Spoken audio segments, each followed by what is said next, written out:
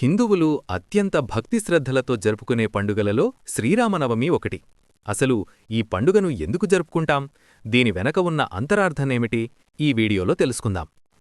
చైత్రమాసము శుక్లపక్షము నవమీ తిథినాడు పునర్వసు నక్షత్రాన కర్కాటక లగ్నంలో శ్రీమహావిష్ణువు 7వ అవతారంగా రాముడు అయోధ్యలో జన్మించారు.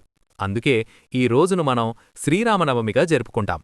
లోకకంటకుడైన రావణాసురుడిని అంతం చేయడానికి, ధర్మాన్ని రక్షించడానికి స్వామి మానవ రూపంలో భూమిపై అవతరించారు. రాముడు కేవలం ఒక దేవుడు మాత్రమే కాదు, ఒక మర్యాద పురుషోత్తముడు. అనగా తండ్రి మాట కోసం రాజ్యాన్ని త్యజించిన ఉత్తమ కుమారుడు, ఏకపత్నీవ్రతుడైన ఉత్తమ భర్త, ప్రజలను కన్నబిడ్డల్లా చూసుకున్న ఉత్తమ పాలకుడు. ఆయన జీవితం మనందరికీ ఒక ఆదర్శం.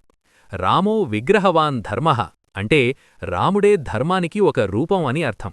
ఈ రోజున తెలుగు రాష్ట్రాల్లో ప్రతి ఇంట్లో, ప్రతి గుడిలో శ్రీ సీతారాముల కళ్యాణం కనుల పండుగగా నిర్వహిస్తారు. ఎండల తీవ్రతను తట్టుకోవడానికి ఈ పండుగనాడు ప్రసాదంగా ఇచ్చే వడపప్పు, పానకం ఆరోగ్యానికి ఎంతో మేలు చేస్తాయి. భద్రాచలంలో జరిగే సీతారాముల కళ్యాణం రాష్ట్ర పండుగగా ఎంతో వైభవంగా జరుగుతుంది. చెడుపై మంచి సాధించిన విజయం, ధర్మస్థాపనకు గుర్తు ఈ శ్రీరామనవమి. రాముడి బాటలో నడుస్తూ ధర్మాన్ని పాటిద్దాం. మీ అందరికీ శ్రీరామనవమి శుభాకాంక్షలు.